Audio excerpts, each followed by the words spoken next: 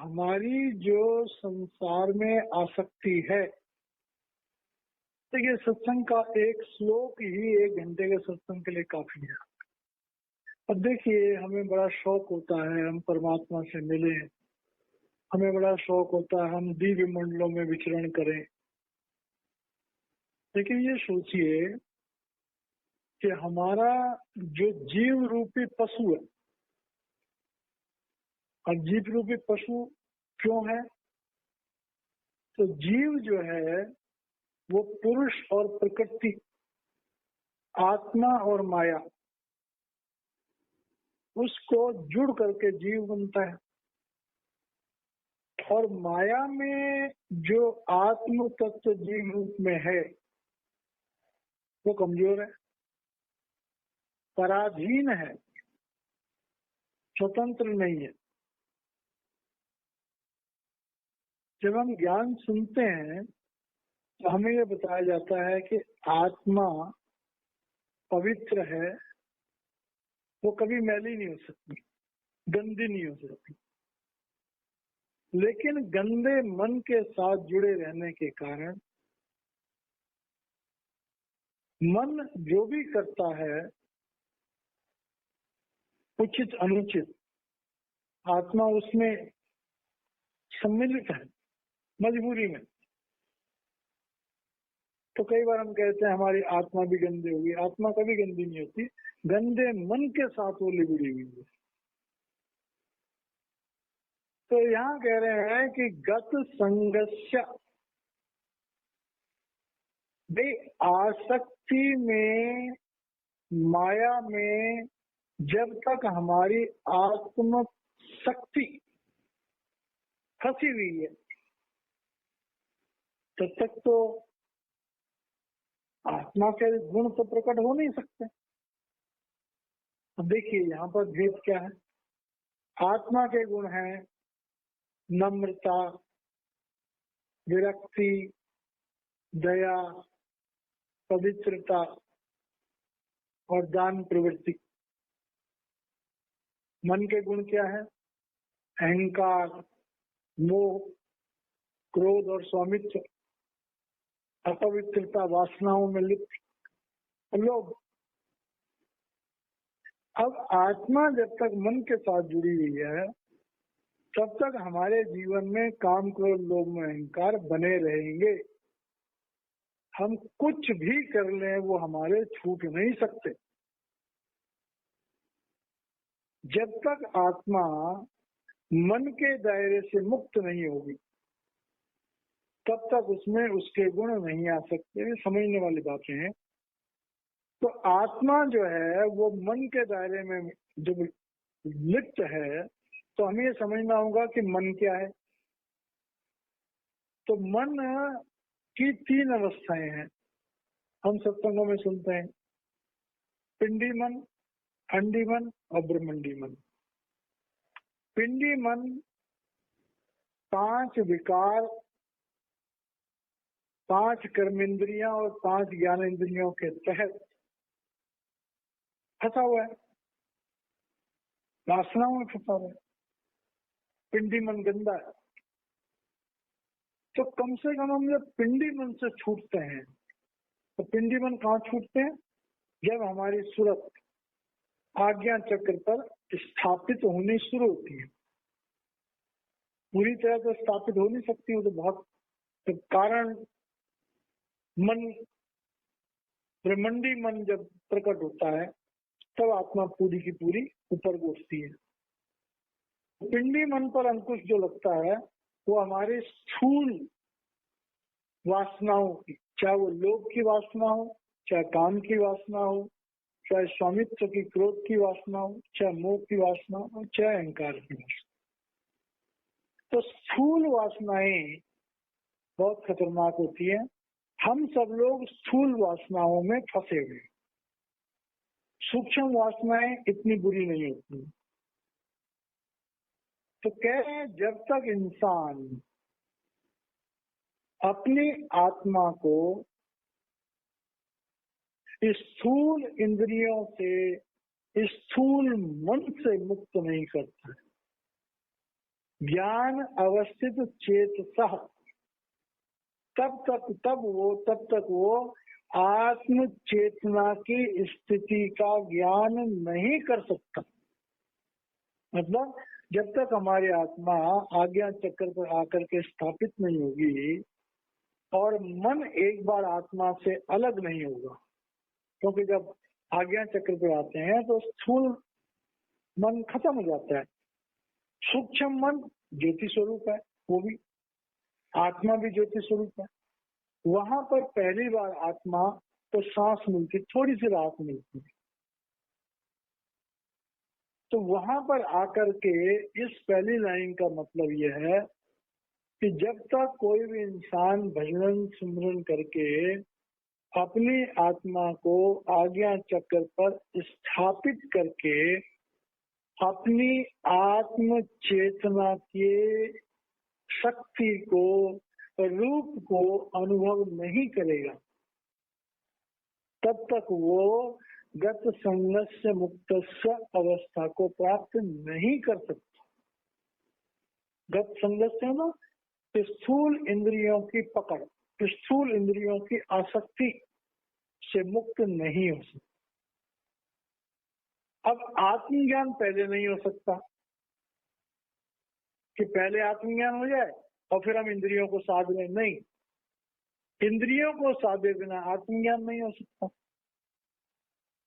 अब इंद्रियों को साधे बिना जब आत्मज्ञान नहीं हो सकता, तब हमें ये देखना पड़ेगा कि हमारी इंद्रियों को ताकत कहाँ से मिलती है।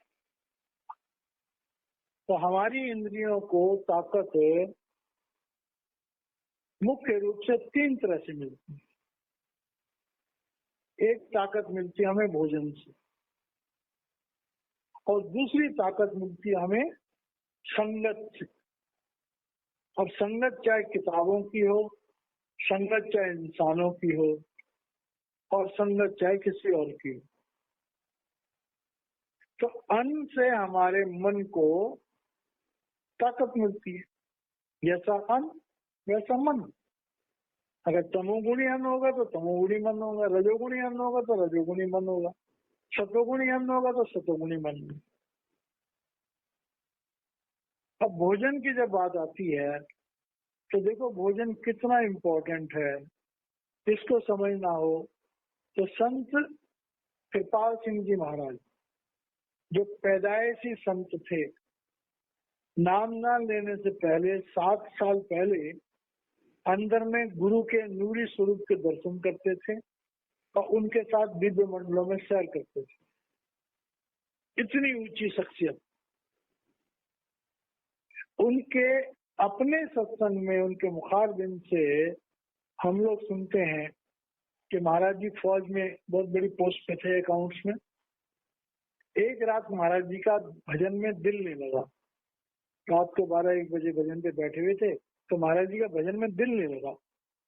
महाराज जी को बड़ा आश्चर्य हुआ। तो महाराज जी का एक नौकर था अर्दली, जो खाना बनाता था महाराज जी के लिए। तो महाराज जी ने रात में 1 बजे अर्दली को उठाया, उससे पूछा भाई आज तूने जो खाना बनाया था तो कौन था तेरे पास, और तुमने क्या बातें करी थी? तो पहले तो उसने कहा कोई नहीं था। तो महाराज जी ने थोड़ा डांटा उसको, तो बताया हाँ जी मेरा एक मित्र आया था और दोनों मित्रों ने मिलकर के वासनाओं से प्रेरित कई बातें करी थी आपस में। तो महाराज जी के नौकर ने अपने दोस्त के साथ वासनाओं को जागृत करने वाली बातें करी और साथ साथ महाराज जी का भोजन बनाया था। उस भोजन को खा करके साक्षात परमात्मा स्वरूप एक संत जो है उनका ध्यान नहीं लगा, उनका मन विचलित हो गया। तो बताओ हम इंसानों की बात सोचो कि हम जो भोजन करते हैं वो भोजन जब बनता है तो किस वातावरण में भोजन बनता है। उसके बाद ये भी कहा गया कि जो भोजन हम खाते हैं, एक दूसरी ऐसी घटना समझाते हैं, जो भोजन हम खाते हैं वो कहाँ से उपलब्ध हुआ। तो महाराज जी कृपाल सिंह जी महाराज जी के ही जीवन की एक और घटना है। एक बार महाराज जी अपने किसी रिश्तेदार के यहाँ गए अब रिश्तेदार के यहाँ गए तो खाना खाया, खाना खा के रात में महाराज जी के पेट में दर्द हो गया काफी जोर से। तो घर के लोग जो है वो आवाज सुन के उठ गए, क्या हुआ जी? पेट में दर्द हो गया। तो महाराज जी ने अपने उस रिश्तेदार से पूछा, भाई जो आपने भोजन मुझे खिलाया तो भोजन कहाँ से आया था? तो रिश्तेदार ने कहा कि जी भोजन में सब्जी तो पड़ोसी दे गए थे और रोटी हमने बनाई थी। तो पूछा पड़ोसी को नाम लेवा है? कि नहीं। अब पता लगा पड़ोसी रिश्वत वगैरह लेता था। तो पड़ोसी के यहाँ से आई हुई सब्जी खा करके कृपाल सिंह महाराज जी जैसी शख्सियत के रात में बड़ा भयानक पेट दर्द हो गया। तो बताइए, हमारे भोजन में अगर जरा सा भी कोई ऐसा तत्व है कि माना ईमानदारी की कोई कमी है, फोकट में किसी से मिला हुआ धन मतलब कोई भोजन है, किसी बिना नाम लेवे के यहाँ से आया हुआ भोजन है, तो क्या वो हमारे भोजन को बनने देगा? तो मतलब हमारा भोजन अपनी मेहनत से कमाया हुआ होना चाहिए या किसी शुद्ध सत्संगी के घर से आदर पूर्वक प्रसाद के रूप में आया होना चाहिए। बहुत सारे उदाहरण ऐसे मिल सकते हैं। अब ये सोचो कि एक भोजन जिसको हम बड़ा साधारण सी चीज समझते हैं, भोजन कहाँ से आया, किन पैसों से वो उपलब्ध हुआ, क्या भोजन को प्राप्त करने में हमने कोई बेईमानी तो नहीं करी? क्या भोजन को पकाते समय कोई गलत एनवायरनमेंट तो पैदा नहीं हुआ? और तो और रहा, भोजन को परोसने वाला इंसान जो हमें भोजन खिला रहा है, भोजन परोसते समय क्या उसके विचार तो गंदे नहीं हो गए? क्या वो इंसान कोई क्रोधी कामी तो नहीं है? उससे भी फर्क पड़ जाएगा। फिर भोजन करते समय हमारे विचार कैसे हैं? क्या हम नाम का सिमरन करते हुए भोजन कर रहे हैं? क्या हमारे मन में कोई कुंठा, कोई ईर्ष्या, कोई द्वेष तो नहीं है? अगर हमारे अपने मन में भी कोई द्वेष, ईर्ष्या, कुंठा है तो उस भोजन का असर हमारे ऊपर भी, शतोगुणी भोजन भी हमारे लिए तमोगुणी बन सकता है अगर हमारे विचार भोजन करते समय जो है वो पूर्ण रूप से शांत नहीं है। अब इतनी बातें जब होती हैं तब जाकर के हमारी आसक्ति छूटती है और हम ज्ञान अवस्थित चेतसा, हम आज्ञा चक्र पर अपनी आत्म शक्ति को महसूस करते हैं। जब आत्म शक्ति को महसूस करते हैं, यज्ञाय आचरतः कर्म, अब देखिए मतलब हमारा सुबह से लेके शाम तक का जो जीवन है वो ऐसा होना चाहिए जैसे यज्ञ के समय जब हम यज्ञ की आहुतियां दे रहे होते हैं तो हमारे विचार पूर्ण रूप से एकाग्र होते हैं और प्रभु को समर्पित होते हैं।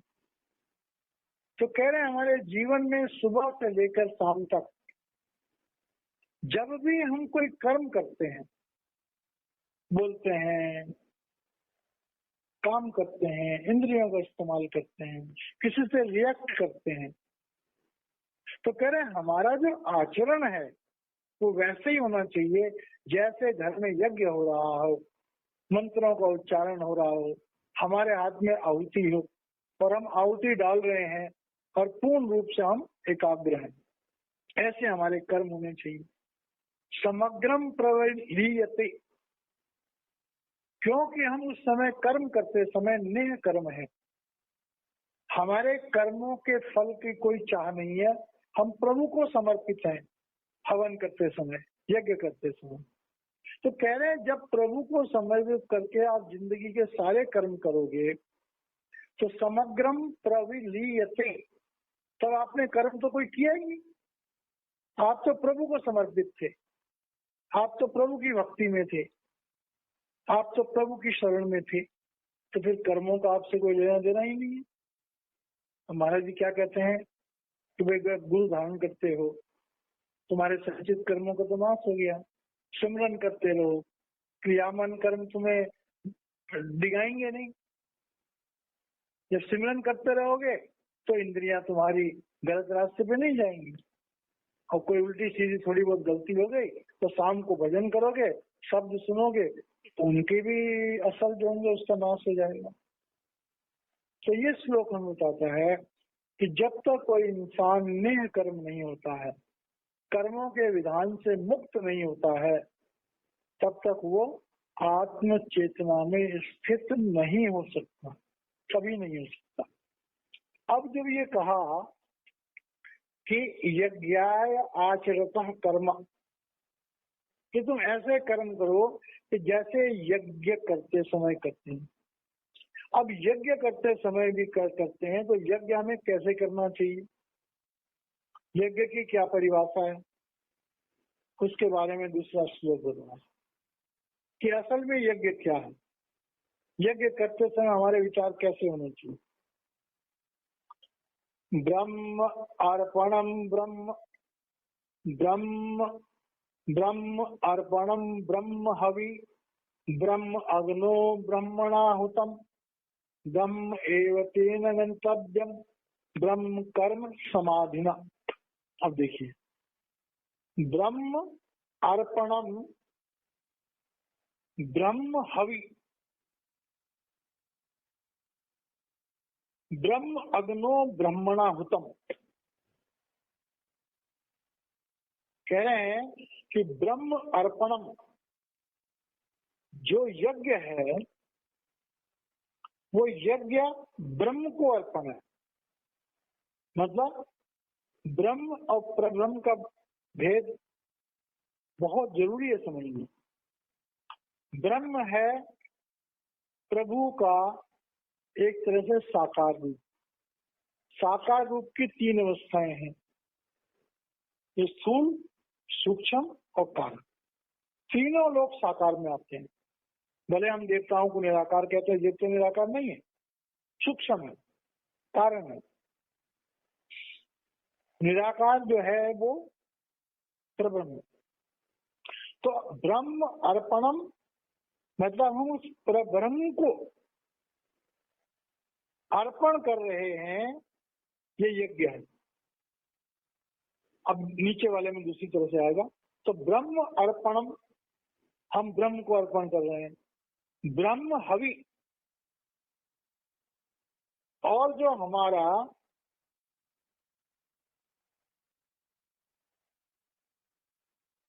हमारे पास ब्रह्म के यज्ञ के लिए जो हमारे पास जो साधन है, जब हम यज्ञ करते हैं तो बहुत सारी चीजें होती हैं, उसमें कुछ आहुति वाली चीजें होती हैं, देसी घी डालते हैं, जौ होते हैं, पता नहीं क्या बहुत सारी चीजें होती हैं। तो हवि यज्ञ का जो सामान है, जिस चीज को हमने हवन करना है, वो क्या, वो भी ब्रह्म। मतलब कि प्रभु के इजहार से ही 5 भूत बने, उन 5 भूतों के द्वारा 84 लाख योनियां बनी। मतलब हमारे पास जो जौ है, तिल है, घी है, जो भी सामान है वो है तो प्रभु का ही रूप। बिना प्रभु के, बिना उस प्रब्रह्म की शक्ति के ब्रह्म में लीन साकार शक्तियां प्रकट हो ही नहीं सकती, उनका अस्तित्व हो ही नहीं सकता। पृथ्वी तत्व, जल तत्व, अग्नि तत्व, वायु तत्व, जब तक आकाश तत्व उसमें नहीं मिलेगा तब तक ये 4 तत्व एक साथ रह ही नहीं सकते। तो ये समझते हुए कि हम उस निराकार पार ब्रह्म को ये यज्ञ अर्पण कर रहे हैं, और इसमें जो हवि है ये उस परमात्मा के रूप है, ब्रह्म अग्नो। और जिस आग में हम ब्रह्म को उसको डाल रहे हैं, चीजों को, मटेरियल को, वो अग्नि क्या है, वो भी प्रभु का रूप है, ब्रह्मणा हुतम। और जो हम आहुति दे रहे हैं, ब्रह्मणा जो ब्रह्म रूप करता, अब चाहे वो ब्राह्मण है यज्ञ करते समय कई बार ब्राह्मण यज्ञ करता है, कई बार यजमान यज्ञ करता है। तो यज्ञ की आहुति देने वाला इंसान जो है वो भी प्रभु का रूप है। ब्रह्म एव तेन गंतव्यम, और जो हमने इस यज्ञ के द्वारा जिस चीज को प्राप्त करना है, जिस चीज को पहचानना है, जहां हमने पहुंचना है, वो भी ब्रह्म है। तो ब्रह्म कर्म समाधिना कह रहे ऐसे करने से, जो इंसान ऐसे करता है तो वो ब्रह्म में एकत्व प्राप्त, सम अधीना, वो फिर ब्रह्म में ही लीन हो जाता। अब देखिए, ये शाब्दिक मतलब तो इसका ये निकल गया। अब इसका आध्यात्मिक मतलब क्या है? आध्यात्मिक मतलब ये है कि हम सब इंसान हैं, हम सब साकार जीव हैं। साकार जीव होने के नाते हमारी आत्मा इस शरीर में कैद है, शरीर में कैद है, और हम शरीर को अपना रूप समझ रहे हैं। संसार को इसके वास्तविक जब दिखाई दे रहा है उस रूप में समझ रहे हैं। तो ये सारी चीजें जो हैं हमें बांधने के लिए हैं, हमें भ्रमित करने के लिए। जब हम ध्यान लगाते हैं तो हमारी योग अग्नि में, हमारे अंदर जो अग्नि प्रज्वलित होती है, उस अग्नि में सारा अज्ञान, सारी वासनाएं, सारी आसक्तियां जलकर स्वाहा। जब हम ध्यान लगाते हैं तो अपनी वासनाओं की आहुति देते हैं, अपने अज्ञान की आहुति देते हैं, अपनी आसक्ति की आहुतियां देते हैं, अपनी कामनाओं की आहुति देते हैं, अपने भोगों की आहुति देते हैं। और जब वो भोग आहुतियां सब जल के राख हो जाते हैं तो हम ब्रह्म कर्म समाधिना, फिर क्या बचता है? सारी माया को जल गई तो बचा क्या? आत्मा। तो ये हमारे जीवन में आत्मा प्लस माया है, 5 भूत वाली माया, 25 प्रकृति वाली माया, 3 गुणों वाली माया, 84 लाख योनियों वाली माया। तो ये सारी माया उस यज्ञ में जल जाती है। जब हम भजन सिमरन करते हैं, समाधि लगाते हैं, हमारे अंदर योग अग्नि प्रकट होती है, तो योग अग्नि में हमारी सब वासनाएं जल के खाक हो जाती हैं। जब सब वासनाएं खाक हो जाती हैं तो बाकी बचता क्या? शुद्ध निरोल आत्मा। और शुद्ध निरोल आत्मा जब उड़ करके अपने मूल स्रोत परमात्मा से मिलती है, या उससे पहले हमारा जो सदगुरु होता है उसमें जब लीन होती है, जिसे हम कहते हैं फिनाफिल शाख, गुरु में भेद हो गई, गुरु रूप बन गई। तो कह रहे हैं ये समझना बहुत जरूरी है, इसे यज्ञ कहते हैं। यज्ञ वो नहीं है हमने लकड़ियां जलाई, जौ तिल कपूर वपूर दुनिया भर की चीजें घी वगैरह डाल करके हमने बनाया, और गायत्री मंत्र या महामृत्युंजय मंत्र के द्वारा हमने 108 या जितनी भी हमने आहुतियां दी तो हमारा यज्ञ पूरा हो गया। उसके बाद में नीचे आएगा भी। तो पहला यज्ञ कह रहे हैं कि जब हम अपनी आत्मा की शक्ति से अपने अंदर में उस अग्नि को प्रज्वलित करके उसमें अपनी वासनाओं को स्वाहा कर देते हैं, तो हमारे अंदर से माया नष्ट हो जाती है और शुद्ध चेतन आत्मा बचती है। अब दूसरी बात यहाँ कह रहे हैं कि संसार में रहते हुए और लोग क्या करते हैं, वो परब्रह्म की पूजा नहीं करते, सीधा पहले वो ब्रह्म के अंतर्गत जो आते हैं उनकी पूजा करते हैं। अब देखिए उसको भी समझने वाली बात। देवमेवा परे यज्ञम योगिनः पर्युपासते, ब्रह्म अग्नो अपरे यज्ञम योग यज्ञेन एव उपजीयति। अब इसको हम कह रहे हैं, ये पहला तो बताया कि एक वो योगी जन जो है जो मोक्ष प्राप्त करने के लिए यज्ञ करते हैं, वो योगी जन जो त्रिगुणातीत होने के लिए यज्ञ करते हैं। एक तो अवस्था उनकी है, और दूसरी अवस्था उन योगियों की है कि जो देवताओं का पूजन रूप यज्ञ करने की कोशिश करते हैं, ये उनके बारे में है। तो कह रहे हैं देवम एव अपरे यज्ञम। अब कह रहे हैं कि देवताओं को अन्य लोग जो हैं पूजने वाले, ऊपर वाले तो आगे है तो जो प्रब्रह्म को जो मुक्ति के लिए पूजते हैं, अब दूसरा आगे कि देवम एव अपरे यज्ञम योगिनः परिपासिते। अब कह रहे हैं कि जो लोग देवताओं के पूजन रूप यज्ञ का भली भांति अनुष्ठान करते हैं, ऐसे भी योगी होते हैं।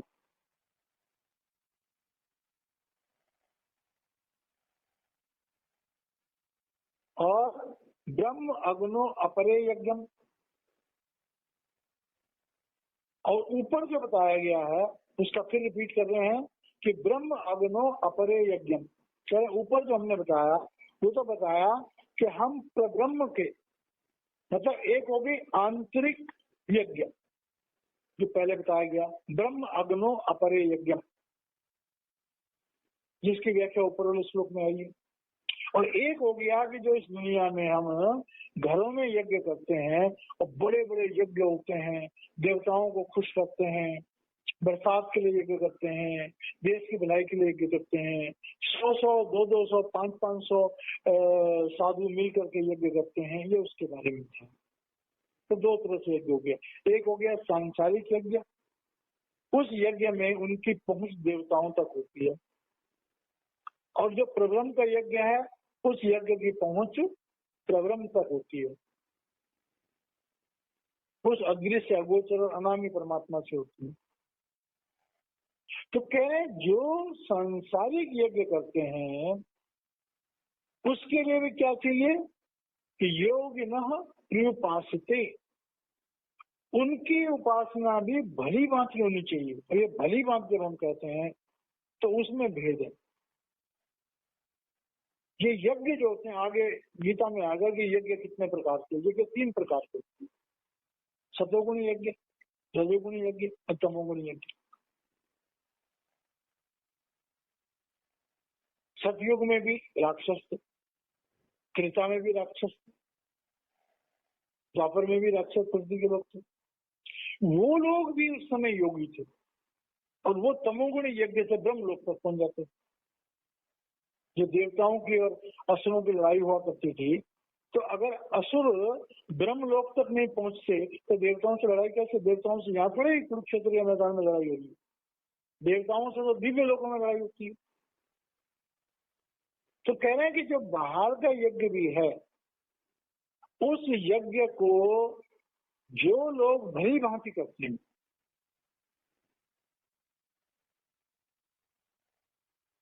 तो कह रहे हैं कि भाई वो, अब यहाँ पर 2 प्रथाएं हैं, उन 2 प्रथाओं का बहुत लंबा विस्तार हो सकता है, लेकिन हम शॉर्ट में करते हैं। तो देवम एव अपरे यज्ञम योगिनः परिपासते, ब्रह्म अग्नो अपरे यज्ञम यज्ञेन एव उपजीयति। कह रहे हैं कि एक लोग जो है वो यज्ञ करके 3 लोकों की जो संपदा है, 3 लोकों की जो ज्ञान है, 3 लोकों की जो माया है, रिद्धियां, सिद्धियां, ब्रह्म विद्या, ब्रह्मास्त्र, ये सब चीजें प्राप्त कर सकती हैं। लेकिन जो आंतरिक यज्ञ करते हैं, आत्मा के द्वारा यज्ञ करते हैं, वो क्या होता है? यज्ञेन एव उपजीयति, वो उस आंतरिक यज्ञ को करके और उस परम पिता परमेश्वर को प्राप्त कर सकते हैं। अब यहाँ पर इस श्लोक के द्वारा 2 विस्तृत फील्ड बताए। क्या भाई, अगर तुम काल पुरुष की किसी भी अद्वितीय शक्ति को प्राप्त करना चाहते हो तो बाहर के यज्ञों के द्वारा, वो भी नियम पूर्वक करके पॉसिबल है। अब देखिए उन यज्ञों को दक्ष प्रजापति ने भी यज्ञ किया था। सारे देवताओं के यज्ञ के बारे में बहुत सारे हमारे धर्मशास्त्रों में उल्लेख मिलते हैं। राजा महाराजा ने यज्ञ किया, अश्वमेध यज्ञ भी होता था, पता नहीं हजारों किस्म के यज्ञ होते हैं। तो पहले युगों में, सतयुग में, त्रेता में, द्वापर में यज्ञ शक्ति के द्वारा लोग अदृश्य शक्तियां प्राप्त किया करते हैं। आज की डेट में वो इतना संभव नहीं है, लेकिन आज कलयुग में, कलयुग केवल नाम आधारा, सुमर सुमरी न रुच नहीं पा रहा। इसीलिए कलयुग में जो है वो परमात्मा की कृपा होती है और हमें नाम से बड़ी आसानी से जोड़ दिया जाता है। क्यों? हमारी हैसियत ही नहीं है कि हम कोई बाहर का हठ योग का यज्ञ कर सकें। बड़ा मुश्किल, बड़ी कठिन यज्ञ, बहुत कठिन है। एक एक पैर पर महीनों महीनों खड़े रहते हैं। हठ योग की और योग की क्रियाएं बड़ी खतरनाक है। अभी भी देखो ये साधु महात्मा है, अगर उनके जीवन को जरा नजदीकी से चेक करो तो हमें चक्कर आ जाएगा। इतनी कठोर उनकी, आज भी लोगों की इतनी कठोर जिंदगी है, हम तो कल्पना भी नहीं कर सकते जिंदगी को जीने के लिए। लेकिन उसके बावजूद उन्हें प्राप्त क्या होगा? सिद्धियां सिद्धियां, उससे ऊपर कुछ नहीं मिलेगा। तो यहाँ पर भगवान ये कह रहे हैं कि जो आत्मा के द्वारा किया गया यज्ञ है वो बाहर के किसी भी बड़े से बड़े यज्ञ से ज्यादा महत्वपूर्ण है। क्योंकि यज्ञ जो बाहरी यज्ञ है वो काल के दायरे में आते हैं, 3 लोक के दायरे में। आंतरिक यज्ञ है तो 3 लोक से परे ले जाने के लिए हमारे काम आता है। इसलिए आत्म शक्ति को जागृत करना ज्यादा जरूरी है। लेकिन वो कब होगी? तो पहला श्लोक बताया था कि ब्रह्म अर्पणम, जब तक हम सारे कर्मों को प्रभु को अर्पण करके नहीं करेंगे तब तक हम जो है वो नहीं कर सकते उसको। तो इसमें व्याख्या से जब ज्यादा आंतरिक अनुभव, हमारी आत्मा का अनुभव जो है वो ज्यादा इम्पोर्टेंट है बजाय व्याख्या से। अब इसमें और कई रूप बता रखे हैं। अब देखिए हम जब रूहानियत के रास्ते पे चलते हैं तो बड़ा विचित्र सा खेल है कि जैसे हम लोग सत्संगी हैं, हमने नाम दान ले लिया और हम लोग सोचते हैं कि अब तो हमारी मुक्ति हो ही गई। लेकिन गीता हमें ये कहती है कि हमारे जीवन में हमारी रहनी, जैसे गुरबाणी में भी आता है, सिक्खी किसको कहते हैं? सिक्खी रहनी का नाम।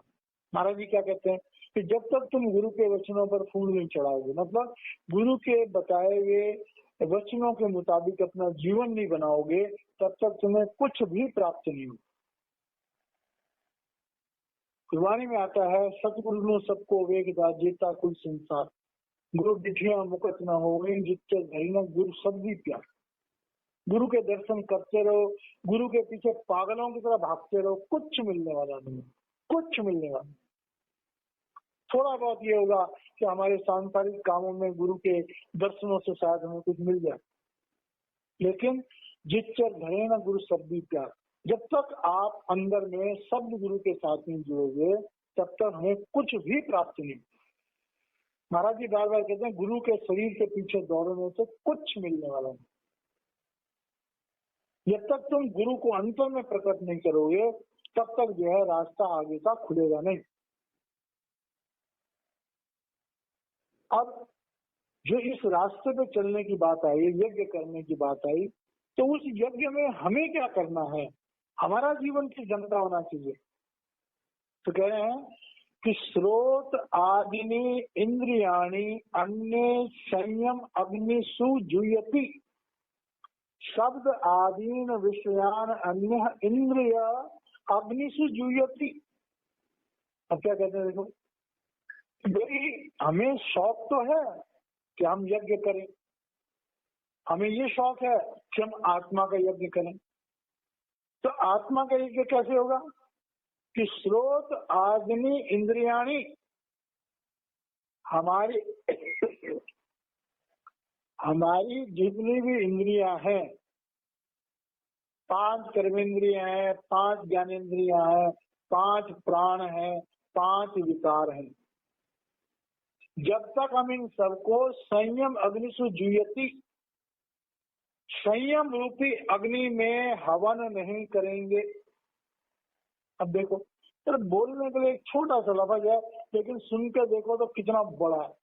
मतलब जब तक हम अपने 5 ज्ञानेंद्रियां, 5 कर्मेंद्रियां, 5 प्राण, 5 विकार, इन पर अंकुश नहीं लगाएंगे, 3 गुण, 25 प्रकृतियां, जब तक हमारे कर्मों का स्रोत क्या है? कर्मों का स्रोत हमारी इंद्रियां है, हमारा मन है, हमारी बुद्धि है। जब तक हम इन सब के ऊपर संयम रूपी अग्नि, मतलब इनकी दुर्परिणाम, दुर्भावना को जला नहीं देंगे। मतलब हमारे मन में कोई गलत विचार भी नहीं आना चाहिए, हमारी इंद्रियां कोई गलत चीज न देखें, न सुने, न सूंघे, न स्पर्श करें, हमारा मन, वचन और कर्म से एक हो। इतना संयम हमारी जिंदगी में हो कि हमारे सारे विकार उस संयम की अग्नि में जल जाए। शब्द आदीन विषयान, अब उसके बाद क्या आता है कि इसमें भी 2 भेद है कि कुछ हमारे मन, वचन और कर्म 3 तरह से होते हैं। मन से, वचन से और वचन से और कर्मों से 3 तरह की बातें होती हैं। तो कह रहे हैं कि चाहे हम मन से उत्पन्न बातों को करें, मतलब हमारे मन पर हमारा संयम होना चाहिए, हमारी बोली पर हमारा संयम होना चाहिए। अब देखिए, बोली गोली से भी ज्यादा खतरनाक हो। अक्सर लोगों को, ज्ञानी लोगों को कहते हुए सुना कि तलवार का घाव एक बार में जख्म भर सकता है, लेकिन कभी हमने किसी को बहुत ज्यादा अनुचित बात कही हो तो वो जख्म कभी जिंदगी भर नहीं भर सकता। हम कहते नहीं है, तूने जो मेरी बेइज्जती करी, तूने जो मुझे उल्टे सीधे लफ्ज कहे, मैं जिंदगी भर इनको नहीं भूलूंगा। बड़ी बड़ी लड़ाइयां, बड़े बड़े झगड़े, बड़े बड़े कत्लेआम हो जाता है चंद लफ्जों के ऊपर। अभी देख लो, किसी ने कोई स्टेटमेंट दी, पूरे देश में तहलका मच गया। किसी बड़े आदमी के एक स्टेटमेंट से बलवा हो जाता है, दंगे हो जाते हैं। तो कह रहे हैं कि जितना खतरनाक हमारे कर्म है, उतने ही खतरनाक हमारी भाषा भी, बोली भी है, हमारा शब्द है, ये आहट शब्द। तो कह रहे हैं हमारे वाणी के द्वारा जो विषय जागृत होते हैं, जो परेशानियां पैदा होती हैं, इंद्रियां जो हमारे वचनों के द्वारा इंद्रियों पर प्रभाव होता है, उनको जब तक हम इंद्रिय रूप अग्नि बोला, मतलब हमारी इंद्रियों पर हमारा अंकुश होना चाहिए। बड़ी श्लोक तो बड़ी आसानी से हमने समझ बोल दिया। मतलब क्या है, एक ऐसा इंसान जो बिल्कुल प्रभु रूप है, जो प्रभु रूप इंसान है, मतलब ऐसा प्रभु रूप हमें बनना पड़ेगा अगर हम ये चाहें कि हमें मुक्ति चाहिए, तो ऐसा हमें बनना पड़ेगा। अब इसमें एक भेद आता है। अक्सर हम सुनते हैं जो नाम लेता है, अगर वो थोड़ा बहुत भी भजन सिमरन करता है तो उसको दोबारा जन्म नहीं मिलता। महाराज जी के सत्संगों में भी आता है कई बार, कृपाल सिंह महाराज जी के, जो जिंदगी में थोड़ा बहुत भी भजन सिमरन करता है उसका दोबारा जन्म नहीं होता। ये क्या मतलब हुआ? इसका मतलब ये हुआ कि जो आदमी भजन सिमरन करता है उसके और उसका जीवन कैसा होना चाहिए? संचित कर्म तो गुरु ने जला दिए, प्रारब्ध उसने भोग लिए, मतलब कि प्रारब्ध में कोई हिल इज्जत नहीं करी और क्रियामान बने नहीं, और जो थोड़े बहुत बने वो हमने भजन सिमरन में काट दिए। तो हमारा जो भजन सिमरन की दौलत हमारे लिए हमारे जमा होती है और अंत समय में जब शब्द प्रकट होता है तो उस समय हमारी मन की जो हालत होती है वो शब्द में लीन हो जाती है और हमारे मन में दुनिया में आने की इच्छा नहीं होती है, तो महाराज जी हमें अपने ऊपर ले जाते हैं। लेकिन महाराज जी के सत्संग में आता है कि ऊपर के मंडलों में भजन सिमरन करना ज्यादा मुश्किल है। इस पृथ्वी लोक में रह करके मुक्ति प्राप्त करना ज्यादा आसान है। ऊपर का रास्ता बहुत लंबा है। भले किसी को ऊपर के मंडलों में मिल जाए, वहां भजन सिमरन करने में बहुत ज्यादा दिक्कत है और वो रास्ता और लंबा हो जाता है। लेकिन प्रभु कृपा करते हैं, जिनको जब देखते हैं प्रभु कि इस दुनिया में रह करके हम अपनी दुनिया की वासनाओं से छूट नहीं पाते हैं, तो इसलिए वो उठा करके ऊपर ले जाते हैं। चल बे, टाइम ज्यादा लगेगा, कोई बात नहीं, कम से कम दोबारा तो नहीं फंसेगा इस चक्कर में। तो यहाँ पर ये कह रहे हैं कि भाई जो इंद्रियां हैं, संयम जो हमारे जीवन में है, अब इसमें ये जैसे पहले भोजन की बात है, अब ये संयम की बात। तो हमारे जीवन में संयम बहुत जरूरी है। मतलब कुछ योगी, ये अलग अलग किस्म का, कुछ योगी इस तरह से करते हैं, कुछ योगी देवताओं की पूजा करके उस रास्ते पे आगे चलते हैं। अगर शतोपनी पूजा है तो धीरे धीरे कभी ना कभी उनका भाव मुक्ति के लिए भी हो सकता है। कुछ लोग संयम के रास्ते पे चलते हैं, कुछ लोग इंद्रियों को साधते हैं। तो इस तरह से ये तरीके बता रखे हैं कि किस किस तरह से जो है यज्ञ किया जाता है, योगी जन जो है वो किस तरह से करते हैं। अब एक और तरीका बताया गया है, सर्वाणि इंद्रिय कर्माणि प्राण कर्माणि च अपरे आत्म संयम योग अग्नो जुह्यति ज्ञान दीपिते। अब कुछ लोग क्या करते हैं कि सर्वाणि इंद्रिय कर्माणि प्राण कर्माणि च अपरे। अब कह रहे हैं कुछ लोग क्या होते हैं कि वो प्राणों की क्रिया को जानते हैं। अब प्राणों की क्रिया क्या होती है? हमारे अंदर 5 प्राण, अपान जो नाभि से नीचे है, समान जो नाभि से हृदय तक है, प्राण जिससे हमारा हृदय चलता है, फेफड़े चलते हैं, ब्लड सर्कुलेशन चलता है। उसके बाद उदान जो हमारे हृदय चक्र से हमें ऊपर ले जाती है। उसके बाद ध्यान जो हमारी चमड़ी, हमारी आंखों की पलकें वगैरह, हमारी जो ऊपर की सतह होती है, स्पर्श की जो इंद्रियां होती हैं, उनको एक्टिव करती है। तो कह रहे हैं कि कुछ ऐसे साधु होते हैं जो प्राण शक्ति के ऊपर काम करते हैं। प्राण कर्माणि मतलब कर्मों को करते समय अपने प्राणों, सपोज अपान को किसी ने साध लिया, तो अपान को साधने से वो नीचे के 3 चक्र, मूल चक्र, इंद्र चक्र और नाभि चक्र को कंट्रोल कर सकते हैं। तो कुछ साधुजन होते हैं वो अपनी तवज्जो को नाभि चक्र पर एकाग्र कर लेते हैं, तो नीचे के 3 चक्रों को साध लेते हैं। तो हृदय चक्र पर करते हैं तो वो 4 चक्रों को साध लेते हैं। कोई लोग जो कंठ चक्र पर करते हैं वो 5 साध देते हैं। लेकिन आज्ञा चक्र पर आना ही, तो इसमें भी कह रहे हैं कि सर्वाणि इंद्रिय कर्माणि प्राण कर्माणि चापरे। कुछ लोग जो होते हैं कि प्राणों की धारा को, हमारे अंदर 2 तरीके हैं, एक प्राणों की धारा है, एक सुरत की धारा। तो प्राणों की धारा में हमारे 5 प्राण आते हैं। महात्मा लोग और भी उनका डिवीजन कर देते हैं, लेकिन 5 मुख्य प्राण है। तो उन 5 प्राणों को साध करके और जो हमारे जो कर्म है हमारे, उनको उन पर अंकुश लगाने की कोशिश करते हैं। आत्म संयम योग अग्नो जुह्यति ज्ञान दीपिते। अब यहाँ पर हठ योग आ गया और सहज योग आ गया। तो कह रहे हैं जिनके शरीर स्वस्थ होते हैं, जो योग करने में समर्थ होते हैं, वो प्राणों की धारा, जैसे जितने भी ये महापुरुष, जितने भी हम सत्संग सुनते हैं। अब यहाँ पर हम एक 2 एग्जाम्पल लेते हैं।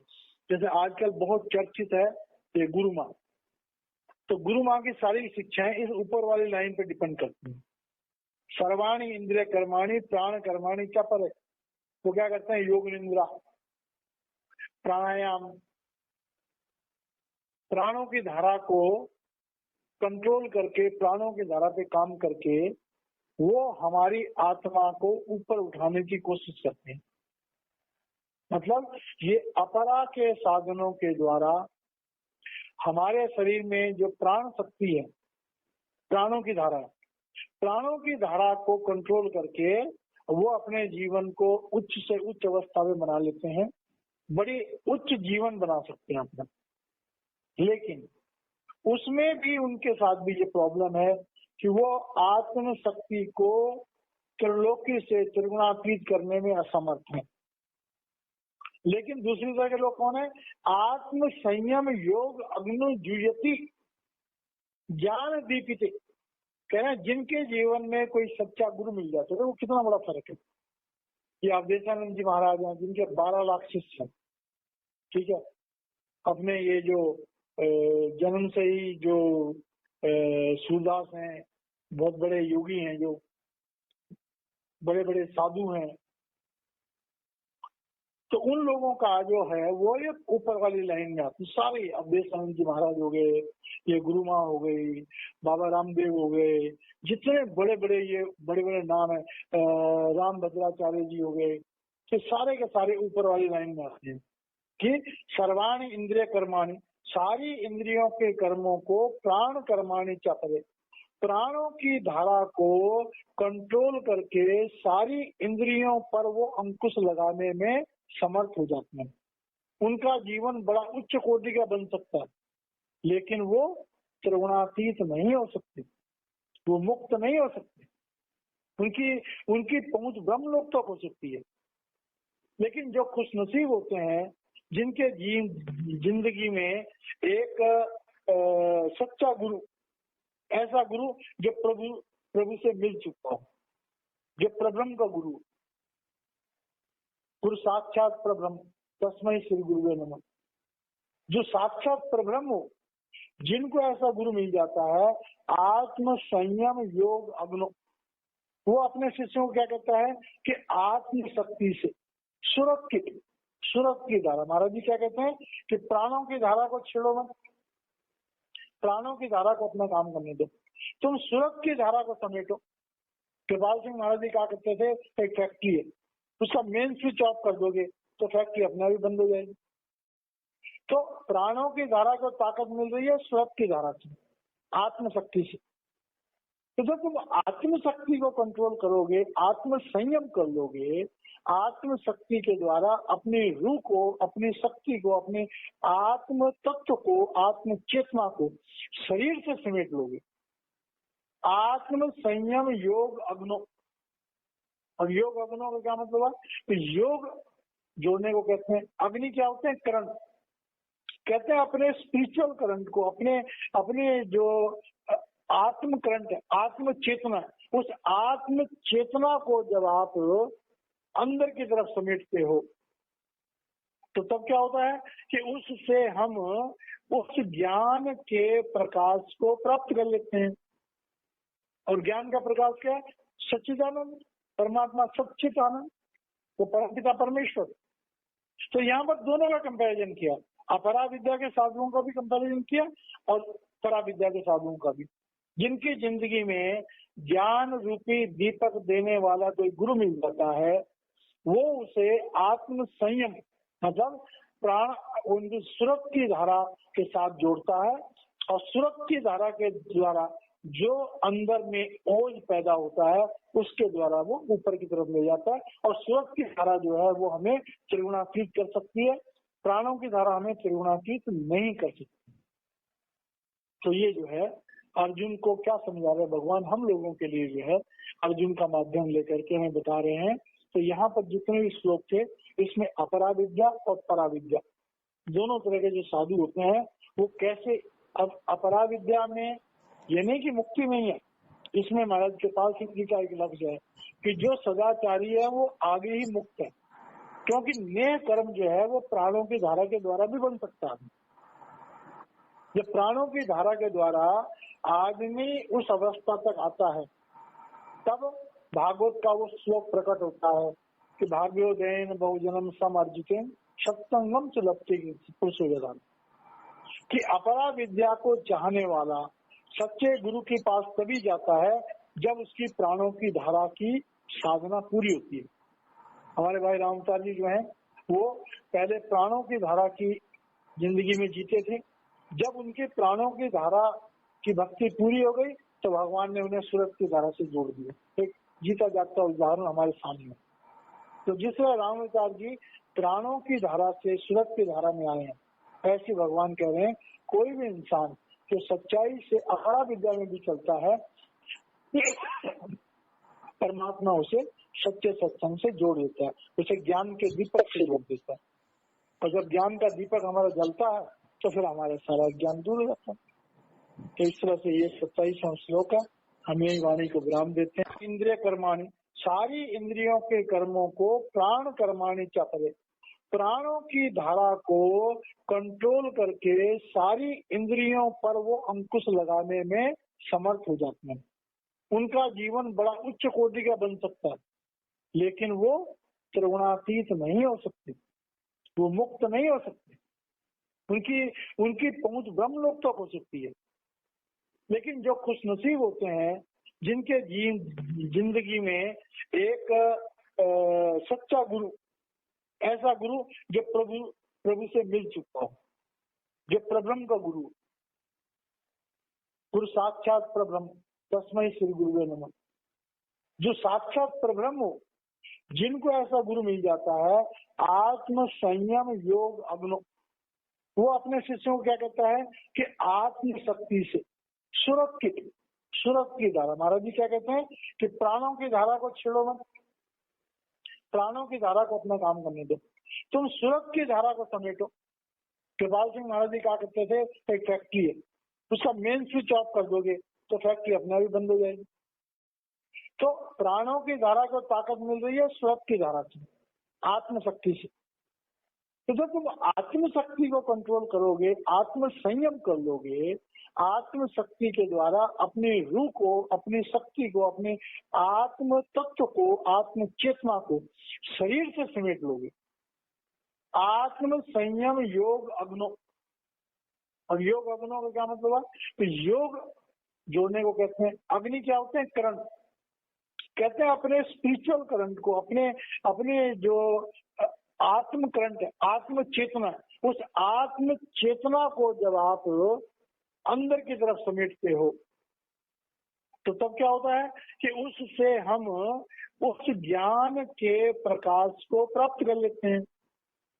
और ज्ञान का प्रकाश क्या है, सच्चिदानंद, परमात्मा सच्चिदानंद, वो परमपिता परमेश्वर। तो यहाँ पर दोनों का कंपैरिजन किया, अपरा विद्या के साधुओं का भी कंपैरिजन किया और परा विद्या के साधुओं का भी, जिनकी जिंदगी में ज्ञान रूपी दीपक देने वाला कोई गुरु मिल जाता है, वो उसे आत्म संयम मतलब प्राण उनकी सुरत की धारा के साथ जोड़ता है। और सुरत की धारा के द्वारा जो अंदर में ओज पैदा होता है, उसके द्वारा वो ऊपर की तरफ ले जाता है। और सुरत की धारा जो है वो हमें त्रिगुणातीत कर सकती है, प्राणों की धारा हमें त्रिगुणातीत नहीं कर सकती। तो ये जो है अर्जुन को क्या समझा रहे भगवान, हम लोगों के लिए जो है अर्जुन का माध्यम लेकर के हमें बता रहे हैं। तो यहाँ पर जितने भी श्लोक थे, इसमें अपरा विद्या और परा विद्या दोनों तरह के जो साधु होते हैं वो कैसे, अब अपरा विद्या में ये नहीं कि मुक्ति नहीं है, इसमें महाराज कृपाल सिंह जी का एक लक्ष्य है कि जो सदाचारी है वो आगे ही मुक्त है, क्योंकि नेह कर्म जो है वो प्राणों की धारा के द्वारा भी बन सकता है। जब प्राणों की धारा के द्वारा आदमी उस अवस्था तक आता है, तब भागवत का वो श्लोक प्रकट होता है कि भाग्योदयन बहुजन्म समर्जितेन सत्संगम च लप्ते पुरुषोदान, कि अपरा विद्या को चाहने वाला सच्चे गुरु के पास तभी जाता है जब उसकी प्राणों की धारा की साधना पूरी होती है। हमारे भाई रामताल जी जो है वो पहले प्राणों की धारा की जिंदगी में जीते थे, जब उनके प्राणों की धारा की भक्ति पूरी हो गई तो भगवान ने उन्हें सूरत की धारा से जोड़ दिया। एक जीता जागता उदाहरण हमारे सामने।